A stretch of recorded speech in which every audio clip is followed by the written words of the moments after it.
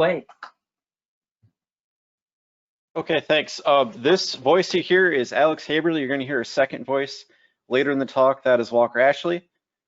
And we're going to talk about the climatology of quasi-linear convective systems today, as well as our approach to how we created these climatologies. So I'm going to be focusing on the methodology of our storm mode classification. And then Walker Ashley is going to get into how we applied that and created a climatology of mesoscale convective systems and quasi-linear convective systems. If we have enough time, we might talk about some climate simulations that we've run and how MCSs and QLCSs might change in the future. So identifying storm mode is important. People are really, really good at it, especially trained meteorologists. You can look at a radar image and immediately tell, okay, this is a supercell, this is a QLCS, this is a supercell in line. And that's very important to try to assess how bad a situation might be. So for example, discrete supercells, isolated supercells are more likely, or at least they're more associated with stronger tornadoes. And these are generally associated with more deaths. Whereas if you look at QLCS tornadoes, those might have fewer deaths, but the probability of detection is lower. And we've worked with a few forecast offices to kind of look at these QLCS events, and it seems to be kind of an interest to try to improve this probability of detection for QLCS tornadoes. And so, like I said, people are very, very good at identifying storm mode. And our question is, can we train computers to identify storm mode? And they aren't quite as good at it as people are, but we're continuing to try to improve, and we're going to talk about some initial results today. So there are a few applications of automated storm mode detection. One is in the nowcasting perspective. There's just a ton of data coming in, and if we can remove one aspect of that, identification of storm mode, that might be helpful. But I think it really shines in this forecasting area, and particularly in the climate change perspective. In forecasting, you have tons of models, you have tons of ensemble members, and in each of these you might have simulated reflectivity output, and that kind of information could help you identify what the preferred storm mode is going to be that day. And it's just a ton of data, and if there's an automated way to sift through that and kind of give you a hint at what the particular storm mode of the day is going to be for a certain time and certain location, that could help your workflow. And it just becomes, especially as you get into this climate change and the climate simulation perspective, you just have so much data. The simulations we're running, millions of images, millions of simulated reflectivity images, terabytes and terabytes of data. It would just be impossible for a person or even a group of people to go through that in the amount of time that we all have. And so we definitely have run into some issues with this, and it's because nature doesn't like to be classified. Storm modes exist in a spectrum, and so the one of the kind of foundational issues we have here is that convective systems are made up of the single cell building blocks, and within the single cells you have the spectrum of from pulse to supercell. Within convective systems you have this spectrum from less organized to more organized, and we've gone through thousands of images, and we've basically seen every kind of combination of these you could possibly imagine. And so it's difficult to kind of decide, you know, is it a QLCS, is it a cell in line, that sort of thing. But we really wanted to focus on this little part of the storm morphology spectrum, the linear, so the highly organized convective system. And even within this, you can have a lot of variability. You can have these bow echoes that are very compact and relatively small, and you can have squall lines that can go from the Gulf of Mexico all the way to the Midwest.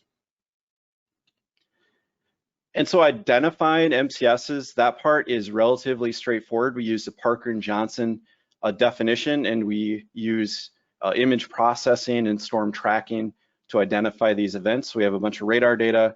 We want to identify clusters that are at least 100 kilometers long, and they have some convection within them.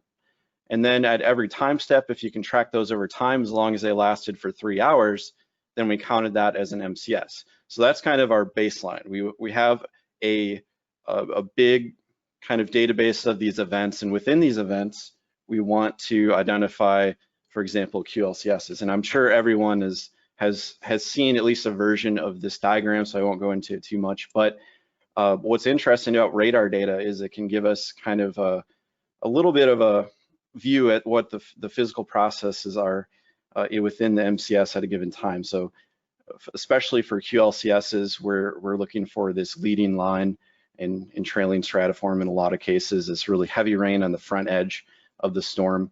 And so luckily, these patterns repeat themselves, and repeating patterns are very good candidates for applying machine learning.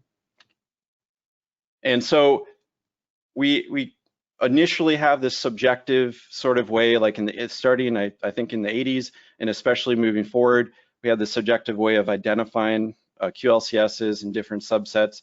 And so we asked, can we actually teach a computer how to do that classification, and can we do it with high accuracy?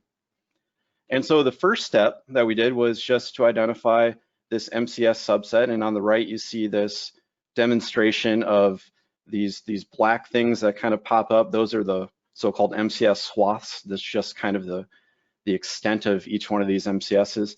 And so that part is pretty straightforward, just some image processing, storm tracking, with a little bit of very basic machine learning sprinkled in there. But that part is computers are pretty good at this. We've found we looked through a bunch of images and tracked them across the US, and we thought, hey, the computer, you know, after a little bit of prodding, a little bit of tweaking, the computer can do a pretty good job at this. So the problem became when we wanted to, instead of applying these kind of size and intensity and duration thresholds, it became when within these MCS events, we want to actually look at the shape. So we had to start doing some image classification. And so, like I said before, people, this kind of manual, subjective approach, people are very, very good at this, but it takes a lot of time and a lot of effort. You can imagine driving your car across the country. You have to pay attention the entire time. You can't be looking at your cell phone. You have to decide whether or not to take an exit, whether or not to change lanes. You're in complete control, and you know you can do a very good job at that, but it takes a lot of time and effort.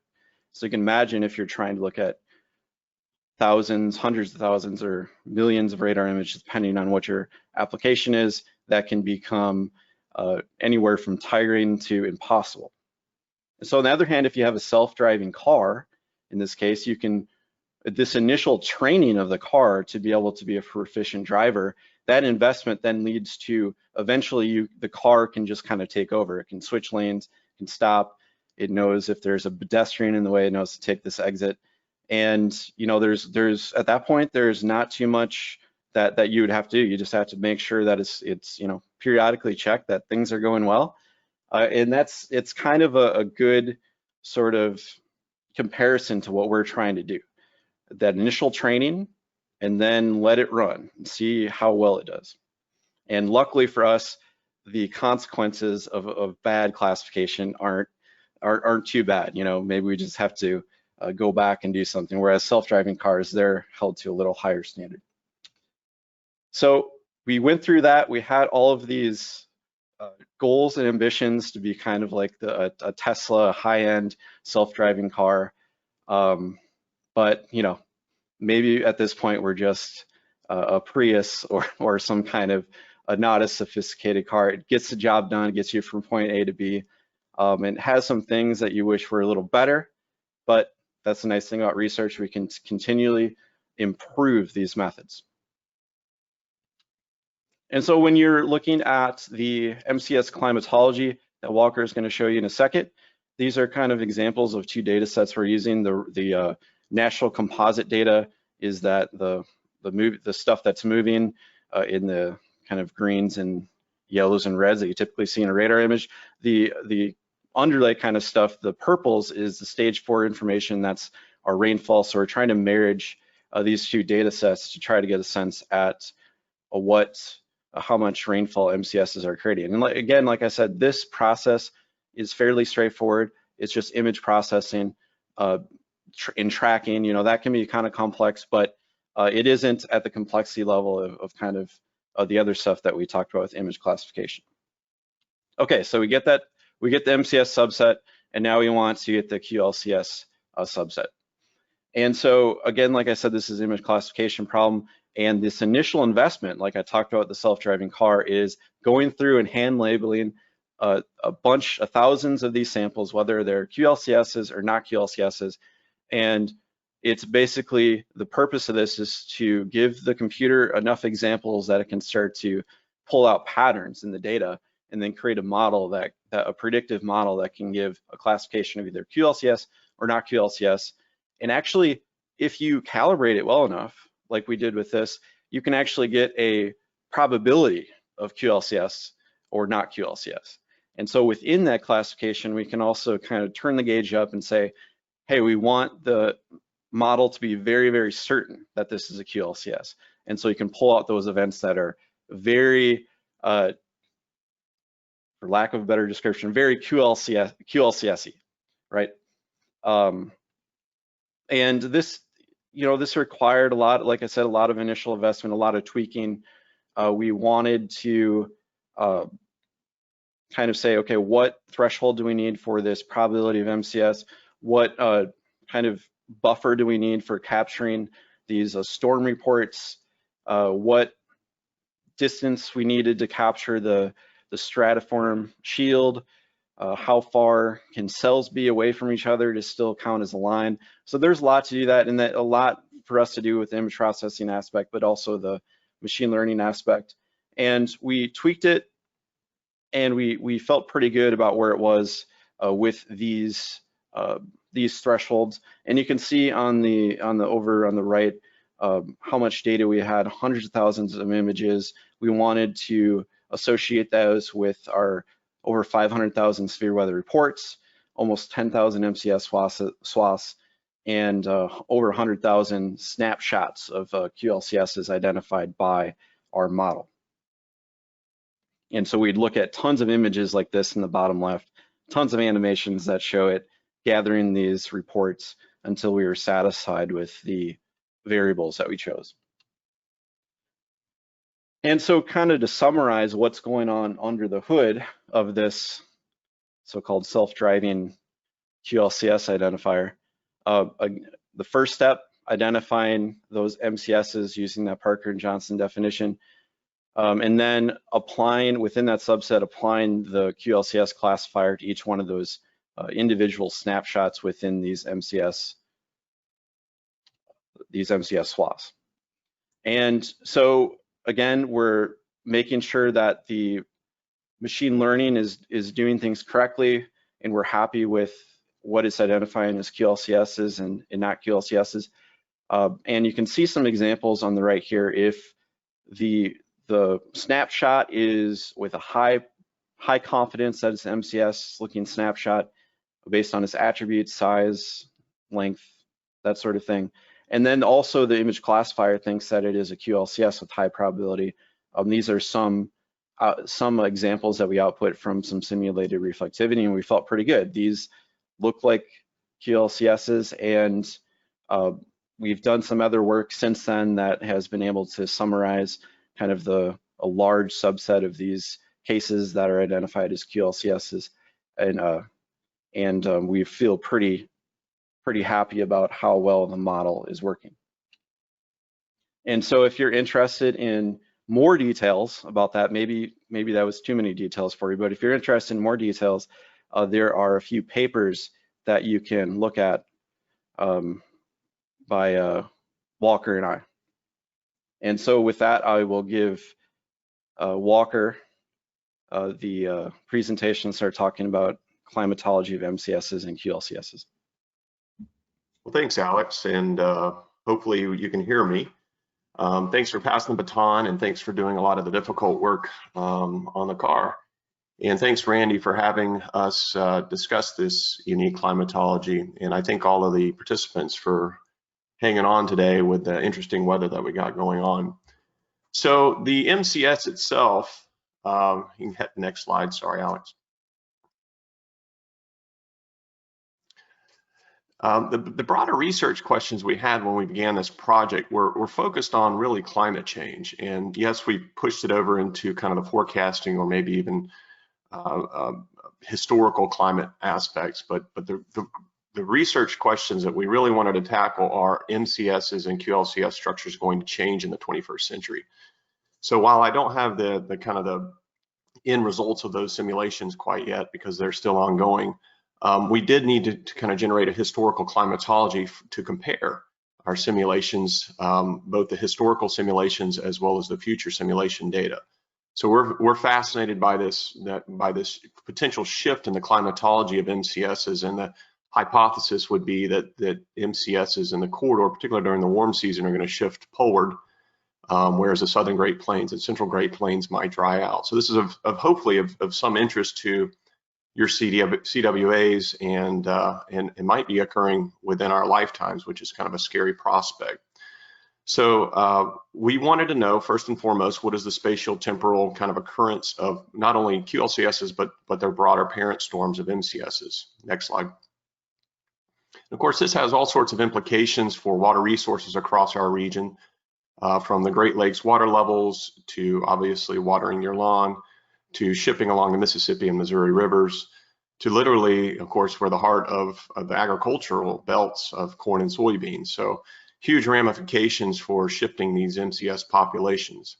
So I'm showing you here is a postage stamp graphic, basically illustrating the monthly data counts for MCSs in our database, going back to kind of the modernization of the Weather Service when we first started compositing radar across the United States back in 1996. So this stretches through 2017, and this is just the output in our journal article.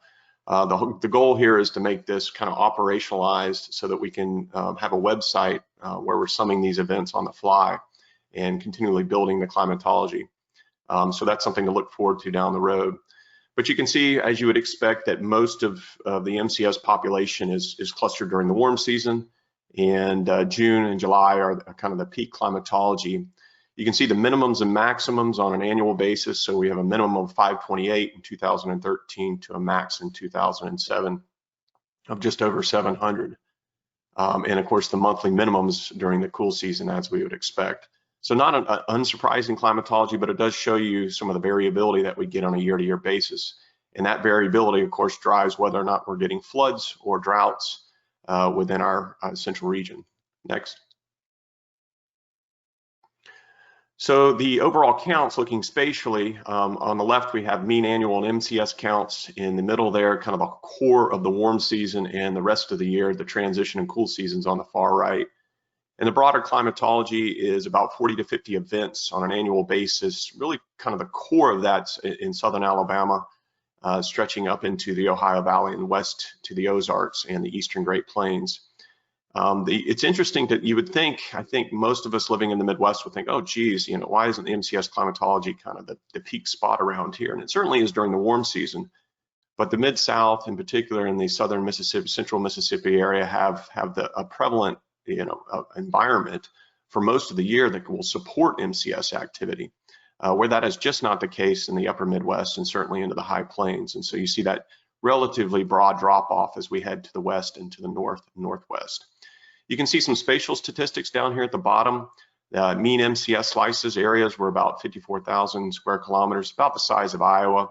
And summer slices uniquely were smaller than their cooler and transition season counterparts. And that might be just because we deal with more progressive bow echo type structures during the warm season, which tend to be a little bit more compact than the squall line and large linear structures that we get affiliated with cold fronts with extratropical cyclones during the cool and transition seasons. Mid-South actually had the largest slices, with the northern plains the smallest. And so if you think about these footprints of storms, that has an important implication just on the total amount of rainfall that comes out of these. MCSs actually have longer lengths in September to April, once again likely due to the speed of the extratropical cyclones and the forcings that occur with those cool and transition season events compared to, say, their warm season counterparts that are often driven by cold pools. Next slide. So one of the big foundational questions, and there's research going back, boy, you have to go almost to the 80s and really starting in the early days of Bob Maddox out of Colorado State, looking at the climatology of mesoscale convective complexes. But one of the big foundational questions is how much precipitation do these large convective structures produce? And this kind of summarizes this in a spatial framework. So we see annual again, warm season, and in the transition and cool seasons on the right. And then over in the animating on the bottom right, I have the monthly contributions, and you can see that climatological shift. You can see features such as the influence of the low-level jet, subtropical ridge as we get during the warm season, all sorts of interesting kind of environmental features creating the broader distributions that we see. But you can see that many areas in the eastern two-thirds of the United States receive upwards of 20 inches or more of their precipitation from mesoscale convective systems. Of course, and I'll show you this again here in the next slide, but warm season MCS contribution is quite significant, not completely unexpected, but always a question as to the totality of that. And another unique statistic is the upwards of 80% of overnight precipitation in the Midwest is due to MCSs. Now, those of us that live in this region certainly know about that and know about sometimes the long-lived convective systems that we get in the evenings and overnight hours. And when we don't get them, of course, we get flash droughts like happening out my back door here. And you can, down in the bottom panel here, you can see the annual percent contribution across those seasonal perspectives, including the annual. And the annual percent contribution is actually greatest in the central and south central Great Plains, stretching into Iowa and Nebraska. So kind of a cool distribution to finally peel back 22 years of data and see these percentage contributions. Next slide. So speaking of agriculture and the importance of mesoscale convective systems, most of us know, living in the central region of the Corn Belt and the soybeans, and the stretches from the eastern Dakotas down into the Ohio Valley, back southwest into Nebraska and Kansas. And the percentage contribution during that kind of critical tasseling stage part of corn growing, and I like to call it carb loading, that occurs in late July and August for our corn, that MCS precipitation is over 60% in some cases in the Corn Belt. So if we can get an MCS like that progressive derecho we had a couple of weeks ago, that provides some precipitation, although most of us noted that most of the good precipitation was associated with the MCV well north of the Bow Echo. And in fact, in my house, we had less than a third of an inch here, even though the core of the Bow Echo went by. But since then, we've had very few MCSs across the Midwest this summer, and so at least in the area where I'm living. And that means that we're dealing with the oncoming drought, and it'd be interesting to see if we miss some of the MCS activity in the near future. So if we have too few of these, we end up with drought and, of course, poor agricultural conditions, and commodity prices can sway one way or the other. Too many, we think back to the infamous 1993 and the flooding and the impact that had on all sorts of water resources and transportation and agriculture across the Midwest. Hope for the middle of the road, but as you know, with climatology, we're always thinking of hitting the mean, but more than likely we're going to be at the extremes. And of course, with climate change, the thought is, the hypothesis is that for these, that variability of MCSs and their precipitation will actually become greater as we move into the future. So we'll have greater drier periods, but also greater wetter periods. And maybe we're already starting to see some of that come to fruition. Next slide.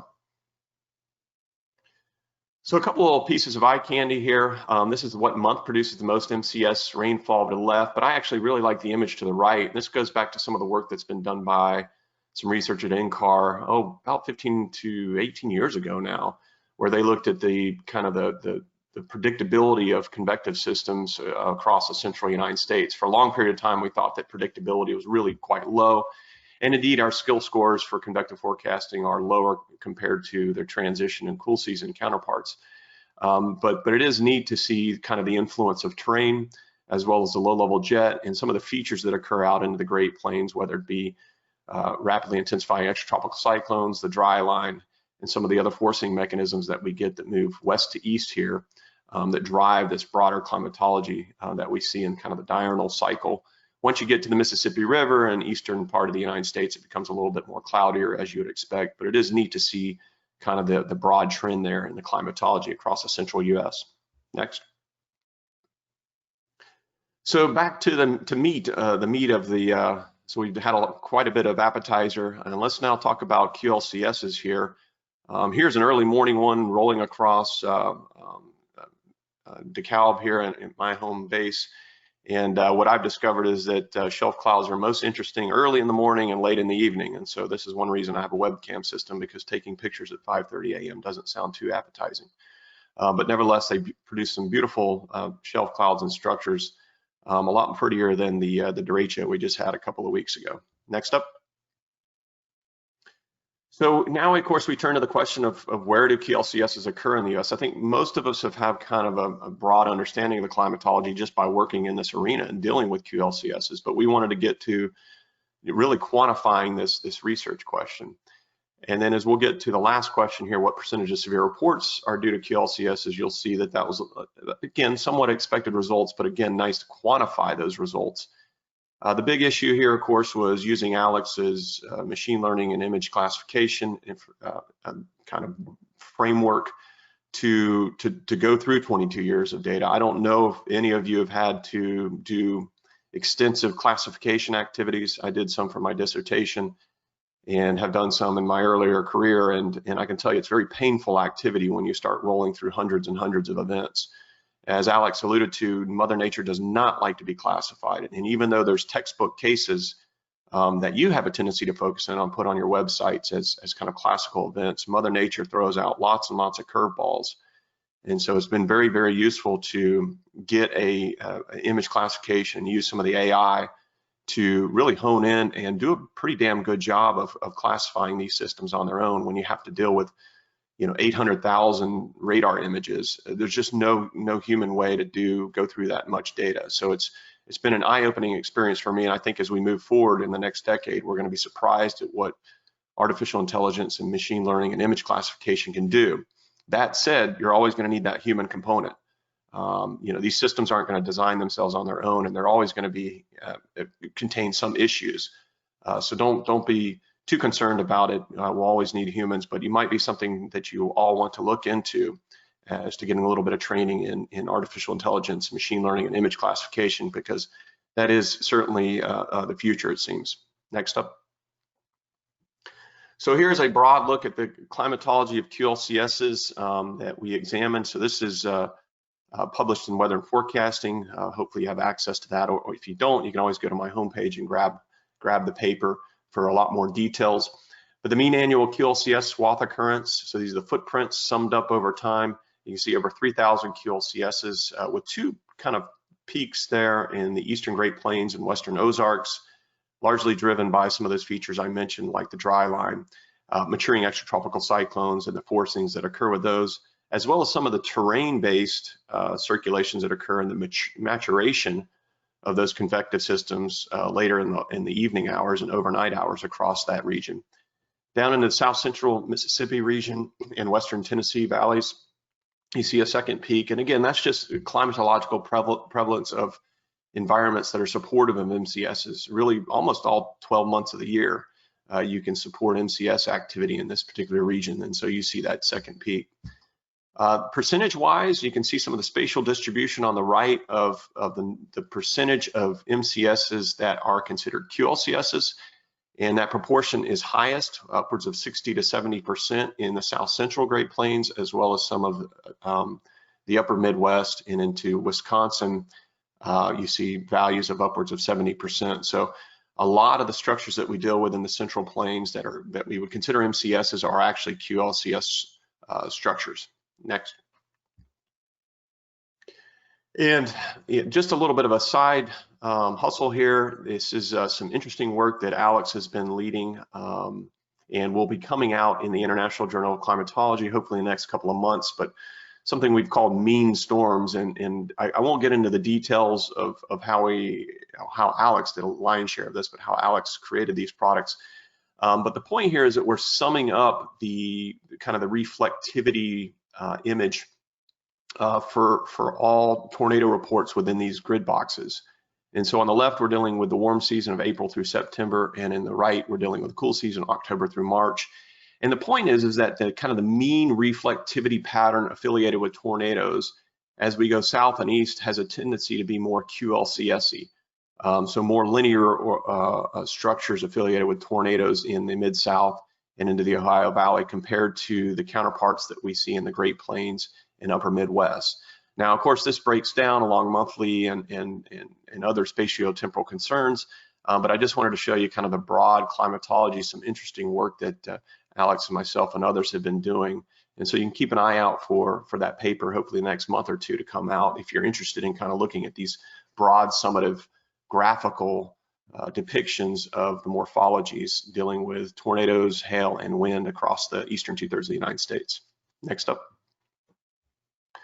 So taking a step back again, looking at temporally, we've looked spatially at the climatology. Let's look at the temporal distribution of MCS events and QLCSs. Uniquely, the proportion of MCSs that are QLCSs hasn't changed much, and it always hovers between about 28 and 39%. And on average, about 1 in 3 MCS structures are QLCSs.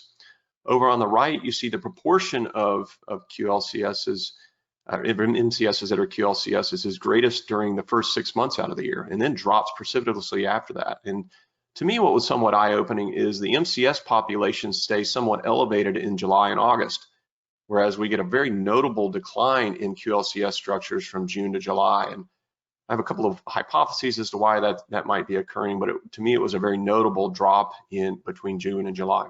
Next up. So a cumulative frequency diagram of our data set here, starting in January, ending in December on the right. On average, we end up with about 139 QLCS structures across the eastern 2/3 of the United States, with the variability that you can see in this case bounded by 1999 and 2008, driven largely by that April, May, June period. If you start out slow, particularly May and June, if you never make up that ground on the slope there, you struggle and you end up with a year like 1999. And so in effect, you're almost kind of looking at the water distribution across the eastern 2/3 of the United States because of the proportional contribution from these events. So you can almost imagine that if we don't get that precipitation in May and June, we're really setting ourselves up for big trouble later on in the warm season. And so, of course, we're fascinated by the climatological perspective of this and how that critical warm season, the start of the warm season, might change in the near future in the mid-21st century as well as the latter part of the 21st century. Because if we have substantial changes there, we're going to have big implications down the road. Monthly, you can see the spatial distribution kind of fits the climatology that you probably had in your head for QLCS structures, with those peaked months of being April, May, June, and somewhat of a July corridor through the Midwest, which fits the overall kind of progressive derecho climatology that we would expect during the mid to latter part of the warm season across the Midwest. Next up. So looking at the postage stamps here again, in this case, just for QLCS counts, much lower numbers than our overall MCS that we saw in the previous postage stamps, with maximizing in May and June, with a really, again, significant drop off between that June and July period. The peak being in that June of on average about 27 events across this study domain, and the peak month being peak year of 2008 and with 178 events, and 1999 with 101 events. So interesting to look again at that variability on a given year. Yes, you see some broader trends, but that variability is of concern when we deal not only with precipitation but also severe weather production across the central continents. Next up. So now we move into this interesting, really the thing that we were most fascinated with this particular study was what is the proportion of severe weather reports that are due to QLCSs. I think most of us think of severe storms, we probably immediately pop a supercell into our brains. But certainly over the last decade or so, specifically with the advent of dual pole and really a lot more research and operational activities focusing on linear structures, we know that these things are giant headaches. They're warning forecast nightmares. The warning efficacy is quite low with these, whether it be from a societal standpoint or the person on the warning desk. And so it was natural for us to kind of move into this question of what is the proportion of severe storm reports that are due to QLCS structures. So we used a combination of Alex is the brainchild of image classification and machine learning stuff that we've talked about, with the severe GIS stuff, of course, hosted by the SPC, effectively storm data that you all are so well at collecting across the United States. We did not adjust for the quality and the reliability of storm data. Of course, it's gotten better over time, but you know, those of you that have collected these data, some of the issues and problems that arise because of biases, whether it be population or otherwise, that crop up in the data set. Next up. So Alex mentioned briefly the kind of the headache with trying to figure out how to corral these events. Identifying them is one thing, but then trying to select the severe storm reports due to these events is another problem altogether. And I can remember several weeks where we banged our head, well, probably months, on the order of months, of trying to bang our heads against the wall, trying to figure out the best method to kind of attribute severe storm reports to QLCS structures. And the most difficult thing was putting this buffer around. You can't just do a buffer around the reflectivity, because as we know, severe, particularly progressive bow echoes, have a tendency to have outflow well ahead of the precipitation core. And we want to make sure that we prescribe those wind reports, and in some cases maybe tornado reports, to the actual convective system. So we did all sorts of different kinds of buffers, from 0 to I think as far as 100 kilometers. And after a lot of manual testing, we found that 20 kilometers did the best job of kind of sweeping up the severe storm reports affiliated with QLCS. That said, it's not perfect. In fact, we have some issues, particularly when we have environments that are supportive of not only QLCS structures, but supercells, right? These are your big boy days where we have a pristine environment with lots of shear and good cape that produce not only QLCSs, but these isolated storms. And of course, mergers occur. And so sometimes we're sweeping up isolated cells right in advance, and a lot of problems affiliated with these, what we call tail-end Charlies, these kind of equatorward cells on the back end of a QLCS that are fighting the cap, that make them become a little bit more isolated. So those were some of the problem children when we were dealing with some of the classification. Another note here is that we don't differentiate QLCSs with those that have embedded supercells. My philosophy and my perspective is that even if you have a tornado that is produced by what most of us would consider kind of classical mesocyclone supercell-like structures embedded in a QLCS, it's still a tornado produced by a parent QLCS. And so we can debate, probably with lots of beer and discussion at a conference, about whether that is the appropriate way to go about this. But until you've probably classified thousands of these, you wouldn't understand and appreciate really the difficulty of attributing supercells within lines to individual hazards events. And hat off to Brian Smith and the group at NSSL and SPC that have done that for really years and years of collecting data down there, and that data set now readily available for researchers. I appreciate what they've done. Next up. So here's the spatial distribution. I'll focus on, of course, on the individual hazards of tornado, severe wind, and hail, but this is, of course, 80-kilometer grid cell that meets the SPC verification activities that they use down there. And then all hazards, so basically a summative approach in the purple. Probably your eyeballs went immediately over to the right, though, and looked at the summative statistics here. And you can see that based on our methods, we found that about 1 in 5 tornadoes are due to QLCS structures. That actually percentage goes up when we get to EF1 and significant tornadoes. So about 1 in 4, nearly a quarter of all tornadoes that are significant are produced by QLCSs. And then you get down to the EF3s and EF4s, and you're like, there's just no way that violent and strong tornadoes can be attributed to QLCS structures. And here's an example of some of the kind of screenshots or postage stamps of QLCS structures that were producing EF3 and EF4 tornadoes at the time of depiction here. And as we go through here, you'll see that a lot of those have, if not almost all of them, have linear orientations. And so we feel very confident in our data set, and I'll give you a couple of examples here from this year in just a second that are attributed to QLCS structures. So it's likely that the proportion of strong and violent tornadoes that are due to QLCS structures is actually quite a bit higher than we initially thought. When we get into wind, we see that roughly about 28% of all reported wind events are due to QLCSs, and that actually increases quite a bit. The highest proportion of all the different hazards that we looked at was a SIG wind at 34%.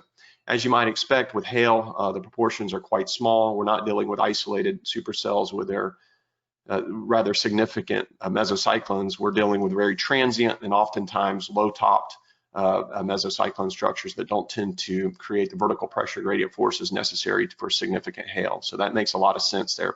Overall, about 1 in 5 severe weather reports are due to QLCSs. Next up. And so I know some of you are scratching your head going, there's just no way that the proportion of significant and strong tornadoes and violent tornadoes can be due to that. We have not to date found an EF5 tornado due to a QLCS structure. If you found one, please let me know. One of the biggest issues, of course, is classification. Here's a great example of an event early morning, which is shocking to, I mean, think of a violent tornado, even for an isolated supercell event during, 6:10 a.m. is rather remarkable. And then you're dealing with a QLCS structure here.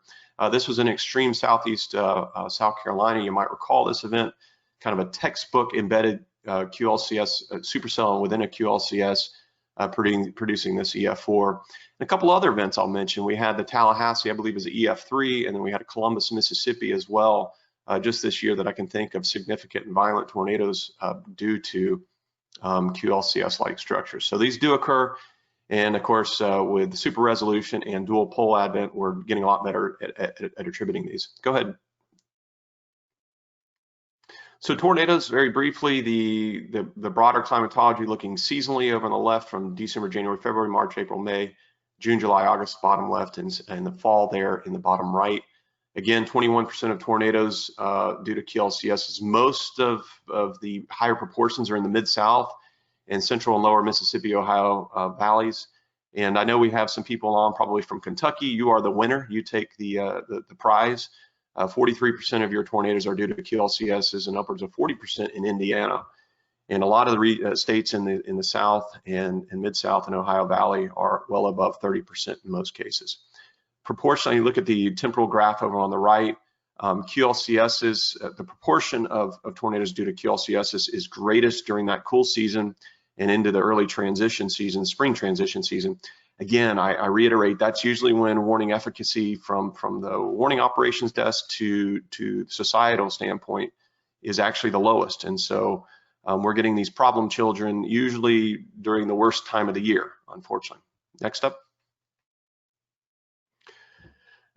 What's interesting is the proportion of QLCS tornadoes has been increasing in all seasons over time. And if you look at the graph on the left, you'll notice that there's a stair step, but it really jumps up in about that 2010 to 11 period and has been hovering around the 30 to as much as 40% of tornadoes affiliated with QLCSs. So our proportions are actually increasing through time. My hypothesis is that we're just doing a better job of attributing these events, right? We actually have dual pole capabilities, the super res that came out in 09, I believe, 08 or 09. All of this means that we're seeing these a lot better with our remote sensing tools. And of course, verification activities have continued to improve. And so you all are doing a better job of kind of identifying these events where in the past we might not have even seen them with things like lack of correlation coefficient. So I think, and this is a supposition, but I think that the proportion of tornadoes that are due to QLCSs is actually higher than what our climatology shows, and it's more in tune with what we're seeing in the last 10 years or so. Of course, more data, more attribution will help us crack that down the road though. Over on the right here, you see by hour, and again, I point back to warning efficacy, which is lowest during the overnight hours, and that's when the proportion of QLCS tornadoes is greatest, or when the proportion of tornadoes due to QLCS is greatest. And you see that it's a notable problem that you all have to, especially with the overnight shifts, have to take into account as you move forward. Next up. So wind, the spatial distribution, again, fits the pattern with what we saw with tornadoes, but a much greater proportion of cells that are highlighted here, but just because we're dealing with a lot more wind reports than the other hazards. The dominant mode in the severe weather climatology is wind, and so it's not unexpected to see a much broader distribution of those across the eastern 2/3 of the U.S. As we said, upwards of 28% of the severe weather reports or severe wind reports are due to QLCSs. More than 40% in Arkansas, Illinois, Indiana, and Iowa, so that kind of core of the Midwest and central part of the United States. And the proportion of QLCS wind maxima is during that cool season, 47% to upwards of 58% in February. So I point you back to warning efficacy issues during that cool season when we're dealing with these kind of difficult structures are most prominent. Next up. Similar temporal distributions. The interesting thing with wind is the notable inflation in all severe wind reports. This isn't a QLCS issue. We're seeing notable inflation for just better documentation. So we've seen roughly about a 38% increase over our period of record that we studied in severe wind report activity. Comparatively high, as you look at the right, a higher nocturnal tendency for QLC events versus non-QLCS events during those overnight hours, as we would expect. Again, this all feeds back into the broader climatology of low-level jets as we get the maturation of cold pools during the overnight hours. Typically, that doesn't always work, but generally that's kind of the climatological favor, and so it should make sense based on what we're seeing here to the overall QLCS climatology that we have in our brains when we start thinking about environments or features that are supportive of QLCS structures. Next up. So hail, overall a very similar distribution, but just more dampened. As we talked about, these QLCS structures just don't have the intense mesocyclones typically that are supportive of large hail production. And so only about 10% of those are due to QLCS structures. And overall, the proportions are maximized during the winter when the atmosphere is generally cooler and more supportive of hailfall to the surface. Next up. So can I pass it back to you, Alex, real quick? Yeah, sure. If you guys want to see how hard it is to decide what classification to assign a radar image, you can go ahead and check out svrimg.org. And I have events on a kind of nice map that you can zoom in and zoom out and click on classifications that you want, and even export a CSV file of your classification. So the idea here is to get a huge repository of labels to then publish on the site, so if people can look at this table, and if they want to look at QLCS events, they can look at the table, look at a date, look at a location, and find that. But the main idea here is to improve our machine learning classification. So going from thousands of labels to tens of thousands of labels is pretty doable if we get some participation in this crowdsourcing. Thanks, Alex. And that's one of my dreams has always been to create an application where we can have experts, you guys and gals out there, to classify these events rather than just leaving it up to 3 or 4 people in the room. Even though we might have a lot of experience, it's best to get a full kind of spectrum of experts out there, because what I consider a supercell, Randy might not consider a supercell. So there's always good. It's certainly a worthy activity. I look forward to, hopefully, if you get some time for all of you to contribute to this project that's really ramping up. Next slide. So I'll conclude there and mention that I do have additional slides if anybody's interested in the climate change aspect, and I'll just kind of put it out there that I can speak to the overall what we might expect in terms of severe storms moving into the 21st century. But a lot of the research that we're focused on looking at the changes in the QLCS and MCS populations is really green. Our historical runs are still finishing up. We hope to have about 15 years of downscaled WRF data here available soon. And then once we complete those historical runs, we'll move to the end of the 21st century and run that with a relatively high greenhouse gas emission scenario.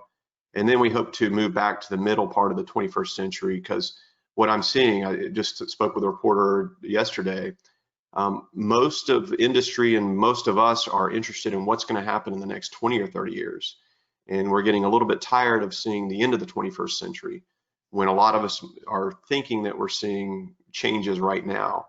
And so I'm most interested in not only seeing the latter part of the 21st century, but what's happening here in the next 2 to 3 decades. Not much research done on that, but hopefully in the next year or so, we'll have a lot more results dedicated to that, to those, hopefully answering those interesting research questions. So keep an eye out for our work. We hope to operationalize a lot of the climatology that you see so it can be built on the fly. Take a look at Alex's website there for the classification, and then hopefully the next year or so I can come back and talk about the kind of the broader climate change aspects as we deal with MCSs and QLCSs, because I know that a lot of you get questions about this, and the answers are often opinionated rather than factual based. So hopefully we can inform us all as we move forward. Randy, thank you, and I'll close it out right there. Thank you.